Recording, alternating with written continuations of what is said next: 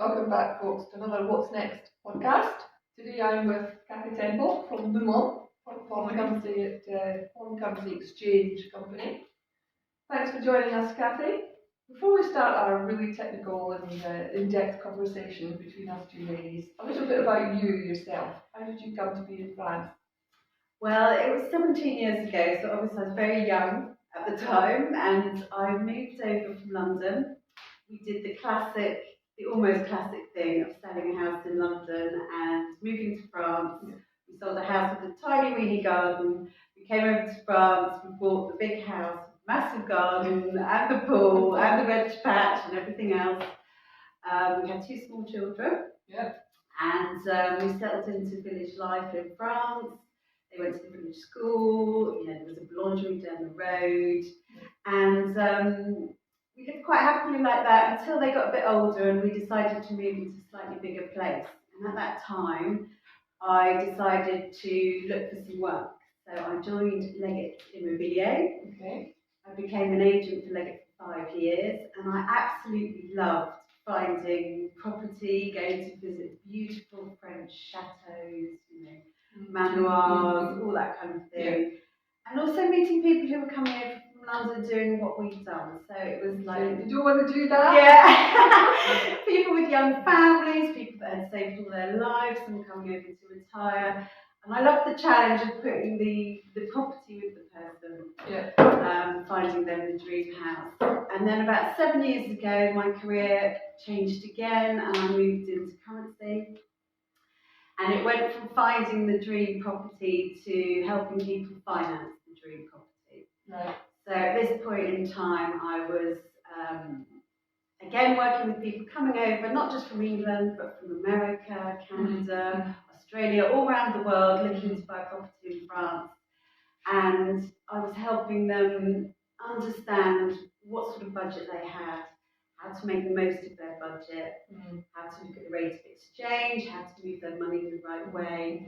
And I started working for a company called Lumon. So I worked for a company called Lumon Pay. We've been going back 20 years.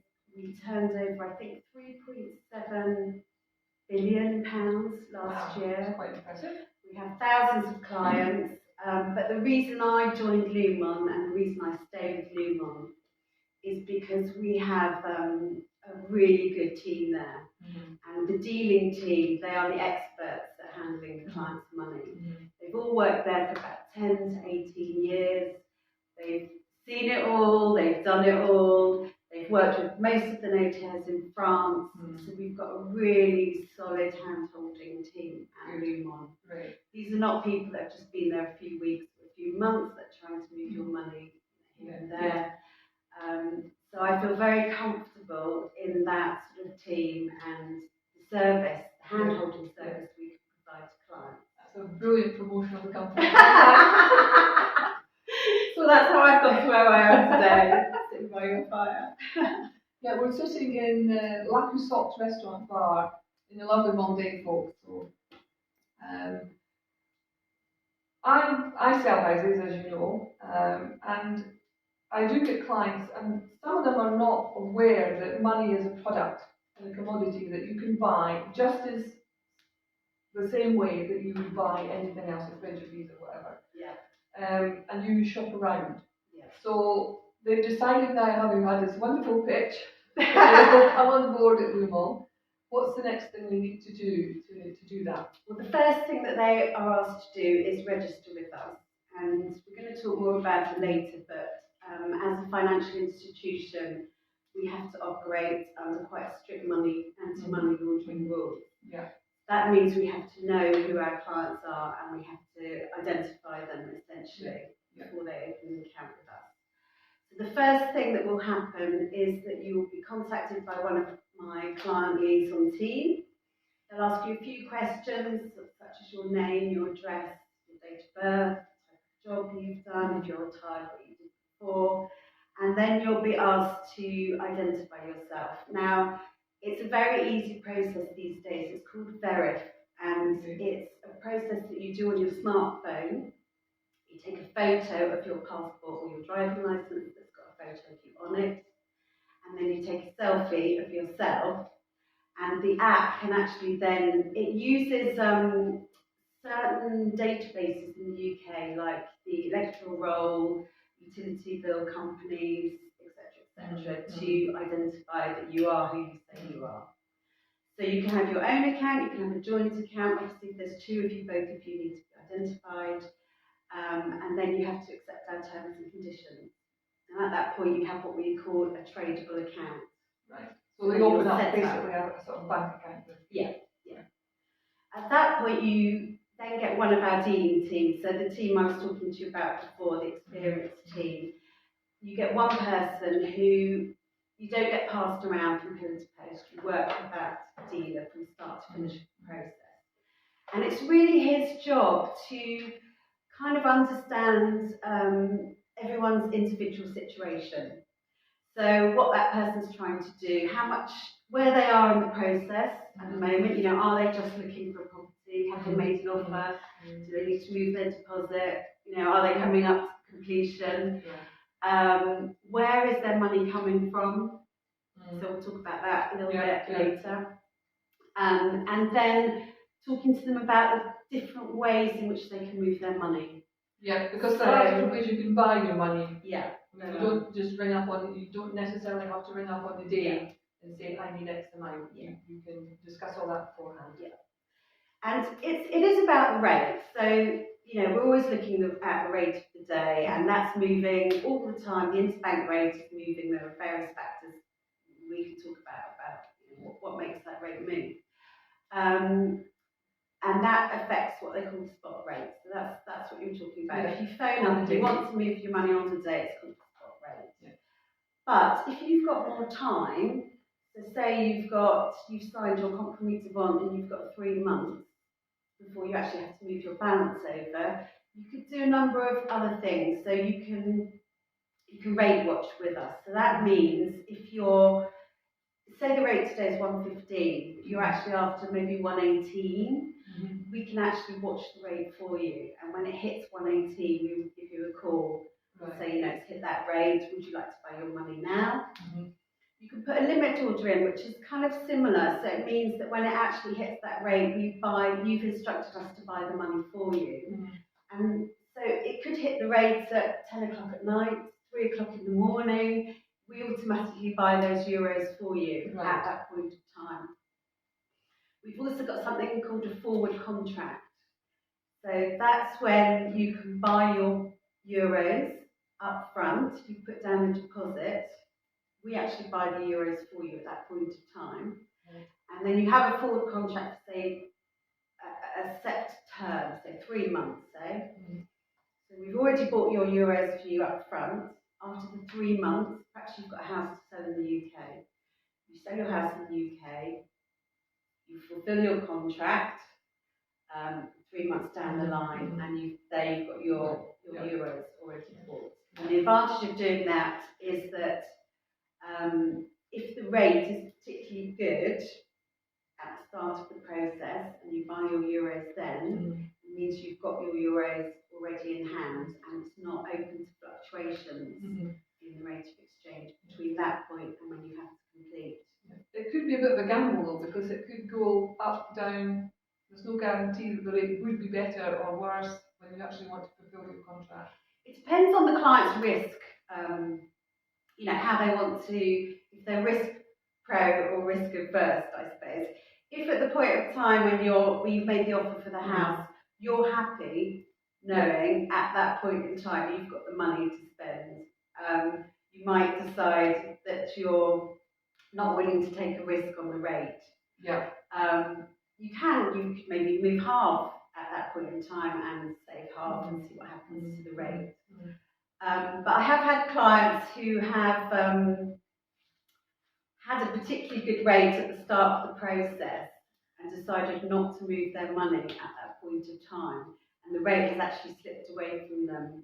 What happens at the end of the 3 months is that they've often had to find maybe an extra £20,000 sterling to buy the same property. I have had that actually some years ago. A client said to me, my house has cost me 10,000 more than it would have done 3 months ago. So it was probably around about the 2008 mark. Yeah. So I mean, the thing about currency is there's no crystal ball. So we can't actually tell you what will happen with the rate. All the team can do that I work with is look at different factors which might be coming up, which could affect the rate, and kind of give you that information so that you can decide, you know, what's best for you in terms of when to move your money. Because it's quite a volatile market. There are lots of things that you wouldn't perhaps as a layman expect to influence what money is worth. I mean, for instance, at the moment is the war in Ukraine, which is December 2022. So this war that's gone on for 10 months, that's, I would imagine, had a massive effect on the currency market. There's kind of a few different things. There's political effects. So obviously we've had Brexit and all the years of Brexit, and you know, the rate being affected by different politicians, different movements when Brexit happened, when it didn't. You've got things like Ukrainian war, changeover of leaders. Most recently, we had the Liz Truss budget incident where the rate dropped to 111 overnight. Then you've got things like global issues. So obviously we've had COVID, we've had lockdowns, we've had, you know, which countries responded best to vaccination programs, which countries got out of COVID more quickly, got their economies back up and running. You know, then you've got things like, you know, economic data, recessions in different countries, you know, which countries are having unemployment issues, service issues, manufacturing issues, inflation, what's happening in America. I mean, this is why the rate is changing so much and all the time, because you've got all these factors sort of contributing. What's happening with the European Bank, what's happening with the Bank of England, interest rates, inflation. You know, there's so many factors that are affecting the rate. And I mean, they change every 15 minutes. So when you see the screens on the dealing team, you can actually see that interbank rate changing all the time. And this is why you need the experience, really, of a currency company. Because the thing is, if you go into a bank or you try and do it with an online provider, you're not getting that background information. All you'll see is a rate of the day. And what you're not getting is all that expertise. And that's what you're getting by working with someone like Lumon. So it's going back to the same thing. It's about the rate of the day. It's also about when to use your money, to make the most of it. That's what you want to do. You talked briefly, you mentioned briefly money laundering. I googled this. And it says money laundering is a conversion of the proceeds of criminal activity into apparently clean funds by disguising the sources of the money, changing its form, or moving the funds to a place where they're less likely to attract attention. So that flags up some questions. So you obviously need to perform a money laundering check. Let's expand on that. Over to you. So we are heavily regulated as a financial company to make sure that we identify anything that seems suspicious in terms of people moving money which could have come from terrorism or drugs or trafficking or anything like that. So everyone in our company has to go for anti-money laundering training on a regular basis. And we have an anti-money laundering officer. So if any of our dealing team had any kind of suspicion, and we'll go into the kind of things they ask, which is client due diligence, essentially, CDD, they would raise that up, the anti-money laundering officer within the company, and he would then take a review of the situation. Now, it might be that the financial ombudsman would have to be brought in, and it might be the police might have to be brought in if it was deemed serious enough. And the reason why it's so important is because our directors could essentially be fined if there was any sort of anti-money laundering going on within our company. It could even be put into prison. It's a very, very serious issue for our company. So basically, the dealers will be working with the clients, and one of the major requirements will be that clients will have to provide a source of funds. Yeah. I know when it's At been some applied point. that I've sent to you, for instance, and they've sold the house through me, I provide you with the notarial Yeah. attestation of sale. Yeah. So if they sell a house in France, typically after the signing, the notaire will give them a sales attestation with the price of the property on it. And that will justify the amount of money that we receive for the price of the sale. Now the finance team will put the two together and Sums that up. yeah. Same in the UK. If someone sells a house in the UK and they're coming over to buy something in France, we would ask for the solicitor's document to show the property is sold in the UK. If they're buying from their savings, for example, typically we would ask them for 3 months' worth of bank statements. To show the money's actually being To declared. show where the money is. If it's pension funds, we would ask for some sort of documentation from the pension company. Would that be like a P60 or something like that? I'm not quite sure what the document will be, but it will be something to show that you've had that money in your from pension it. fund. Yeah. For an inheritance, for example? Yeah, there would have to be something, I think, from your probate, I would say. But whatever the document is, it would have to align with the amount of money that you're sending to us. As we're audited, Right. you know, we have to prove that we've had that money from you. We've had to prove where that source of income has come from and justify, you know, that everything on our books is correct. Right. Yeah. So if, for example, someone sold a house here and also got payment for furniture on top, you would have to probably get, again, some sort of statement to show that there was a furniture payment as well. Right. So it's not just the price of the house, but also something else that would ask for secondary documents. That's as often well. declared within the documentation. The notaire could do that, or separately. That's wonderful. But you mentioned earlier about the banks. Yeah. So what is the difference between coming to see someone like yourself or going to your bank and saying, there's my euros, or there's my sterling, I want it into my sterling on my euro account in this particular country? Very good question.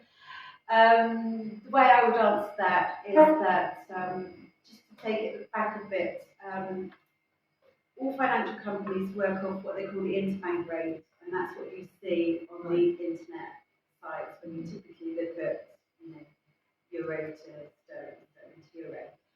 That rate there is what the banks are changing their money at. So no individual would ever get the interbank rate or work off that rate.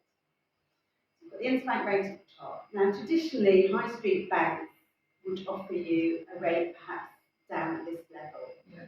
The reason that they're not that competitive is because currency isn't really a big part of what a high street bank does. What they're interested in is mortgages, savings, life insurances, all that kind of thing. Yeah.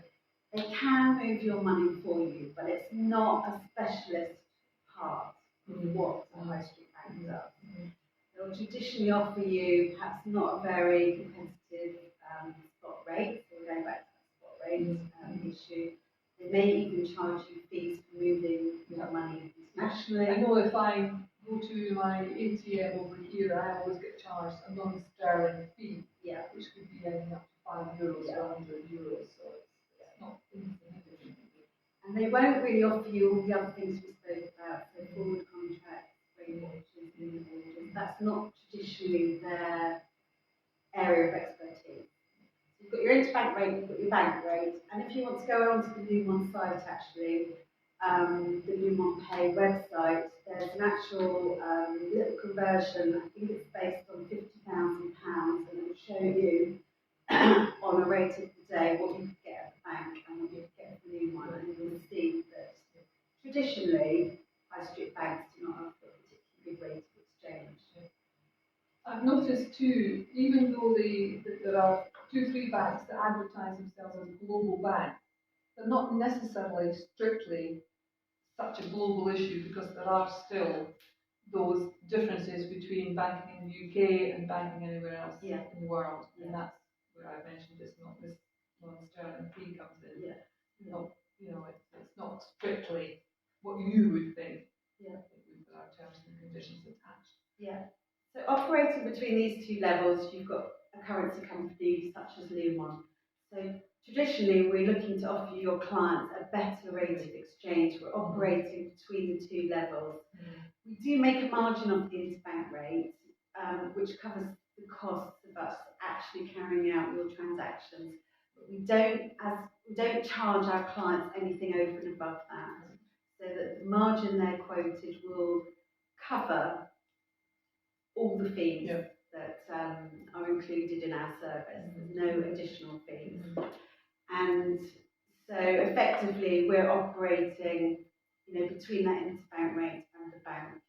And those sorts of savings, I've had clients when I used to work at Leggett, who could actually afford a new kitchen and bathroom sometimes, depending on the amount they were trying to transfer over and above what they were getting offered at the bank. And there's no minimum? There's no minimum. And also something else to say, by opening an account with us at Lumon, there's no obligation to trade with us.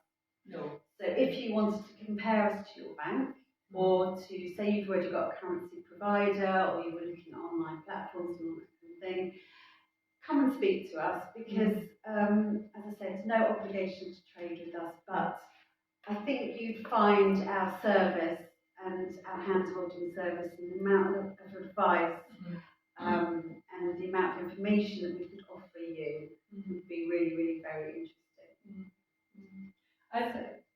You're probably going to not going to thank me for saying this, but again, we're back to, it's a product. If I think I can get a better deal with you, I can come back and say, well, Mr. X has offered me X amount. Can you better that? Would you be willing to discuss that? Yeah, you can do that. The only thing I would say about comparing like that is because that interbank rate is moving all the time, you have to make sure you're comparing like with like. Yeah. There's no point ringing up one company in the morning and then ringing us in the afternoon, because by that point of time, the interbank rate could have moved. Yeah. If you're looking to compare like that, you have to compare like with like. You have to do it at the same time.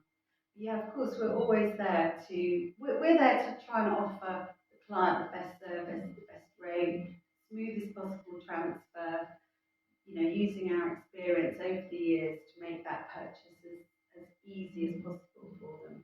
For anyone that's not living in France or Europe permanently, I know that you can offer a service where they can have money that's paid to them from investments or pensions in the UK on a regular basis. Yeah. Almost like a bank transfer every month. That's another service. You do a regular payment scheme. Also, we do have an online platform, and we have what's called an e-wallet.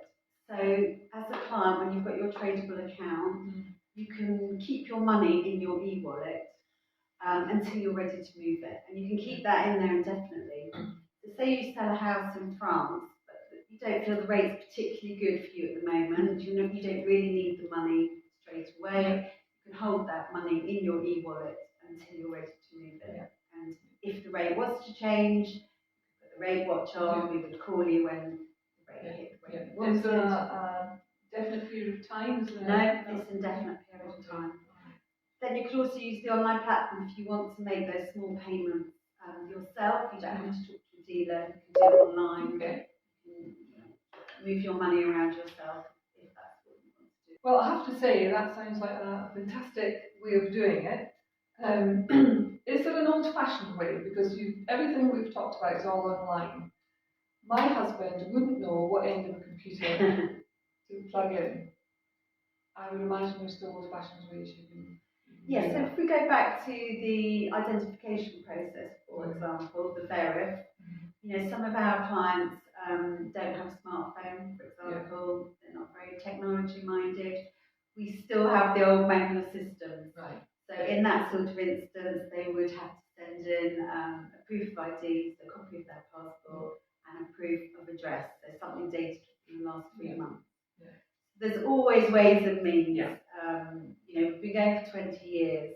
We do understand our clients, and we very much work with them. So, if they have those technological issues, then of course we can work around that. But it sounds like you've kept up to date with everything that's happening anyway. Yeah. Okay. Well, Cathy, thank you so much for today. Thank you so It's much been for really having me. informative. You obviously know how many beans make 10. Thank you so much for having me. And if anyone, wants we'll further put information, a contact link to Cathy and Lumon in the box on the bottom of the screen. As always, folks, thanks very much for watching. And until next time, bye for now.